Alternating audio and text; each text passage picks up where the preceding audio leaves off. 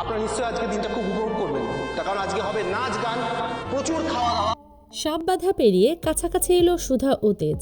হ্যাঁ, এরকমই একটা দৃশ্য হতে চলেছে আজকের শুভ বিবাহ ধারাবাহিকের এপিসোডে। শুরুতেই আমরা রাস্তায় তেজ ও চুমকিকে দেখতে পাই। সেখানে চুমকি তেজকে উদ্দেশ্য করে বলে, মনে হচ্ছে তুই এর আগেও এরকম পার্টিতে এসেছিলি, তাই ভাব দেখাচ্ছিস। তুই কি করে জানলি যে নিমন্ত্রণ ছাড়া ভেতরে ঢুকতে দেবে না? আমার ঢুকতে ভেতরে কোনো নিমন্ত্রণ লাগবে না, তুই দেখে নিস।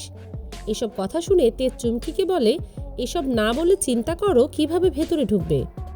পরের সিনে আমরা ক্লাবের ভেতরের দৃশ্য দেখতে পাই। সেখানে সুধা হাসি মুখে সকল গেস্টদের সাথে কথা বলছিল, যেটা দেখে ঝিনুক সবাইকে বলে, কতদিন পর দিদিকে এমন হাসতে দেখছি।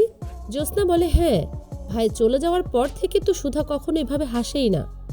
অন্যদিকে রেশমি অপেক্ষা করতে থাকে ডক্টর মোহিতের জন্য, যা দেখে সমুদ্র তার কাছে গিয়ে জিজ্ঞেস করে সে কারো জন্য অপেক্ষা করছে কিনা। তখন রেশমি বলে সে কারো জন্যই অপেক্ষা করছে না। এরপর সেখানে ডক্টর মোহিত চলে এলে রেশমি অনেক খুশি হয়। পরের সিনে আমরা তরিকে দেখতে পাই। সে মহুয়া ও তার স্বামীর সাথে শহরে এসেছে। শহরের আলোকসজ্জা দেখে মহুয়া ও তার স্বামী অবাক হয়ে যায়। এরপর মহুয়ার স্বামী পানি আনার জন্য সেখান থেকে চলে গেলে হঠাৎ মহুয়ার শরীর খারাপ করতে থাকে, যা দেখে তরি ছুটে যায় মহুয়ার স্বামীকে খোঁজার জন্য এবং সেখানেই রাস্তার অন্য পাশে সে তেজকে দেখে বাবা বলে ডাকে। কিন্তু দুর্ভাগ্যবশত সেখানে মাঝখানে একটা গাড়ি আসায় তরি আর তার বাবাকে দেখতে পারে না। আর অন্যদিকে চুমকি এসে তেজকে নিয়ে যায়। পরবর্তীতে গাড়িটা সেখান থেকে চলে গেলে তরি কাঁদতে কাঁদতে তার বাবাকে খুঁজতে থাকে। পরের সিনে আমাদের আবারও ক্লাবের দৃশ্য দেখানো হয়। সেখানে সুধা ঝিনুককে বলে কিংসুক লাহিড়ী কত দূরে সেটা খোঁজ নেওয়ার জন্য, তার এখানে থাকতে ভালো লাগছে না, এত আলো সহ্য হচ্ছে না। তখন সকলে মিলে সুধাকে বোঝাতে থাকে সে আর কতদিন অন্ধকারে থাকবে, তাকে আলোর মধ্যে আসতেই হবে। এরপর সিন ঘুরিয়ে আমাদের বসু মল্লিক বাড়ির দৃশ্য দেখানো হয়। সেখানে লাজবন্তী কাননবালাকে বলতে থাকে, সুধা আগে ডিভোর্সে ছিল, তারপর আপনার নাতির সাথে বিয়ে হয়েছে, এখন আপনার নাতি চলে গেছে, সে আবার বিয়ে করবে না তার কি গ্যারান্টি? এসব কথা শুনে কাননবালা উত্তেজিত হয়ে যায় এবং বলে সুধা কিছুতেই এসব করতে পারে না। তখন লাজবন্তী আবারও সুধার নামে খারাপ কথা বলতে থাকে কাননবালার কাছে।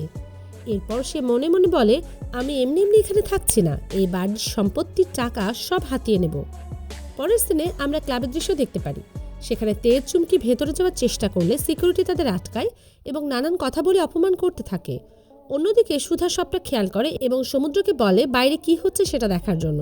তখন আশুতোষ বলে, হয়তো বাইরের লোক ঢোকার চেষ্টা করছে, তুমি চিন্তা করো না, সিকিউরিটি আছে, ওরা সামলে নেবে। পরবর্তীতে আমরা আবারও তেজ ও চুমকিকে দেখতে পাই। চুমকি তখনও সিকিউরিটির সাথে তর্ক করে যাচ্ছিল ভেতরে ঢোকার জন্য এবং সে সিকিউরিটিকে বলে ম্যানেজারকে ডেকে আনতে। পরবর্তীতে সিকিউরিটি ম্যানেজারকে ডেকে আনে এবং ম্যানেজার তেজকে দেখে অবাক হয়ে যায়। এরপর ম্যানেজার তেজকে সম্মানের সহিত ভেতরে যেতে বলে, যা দেখে চুমকি অনেক অবাক হয়ে যায়। পরের সিনে আমরা ক্লাবের ভেতরের দৃশ্য দেখতে পাই।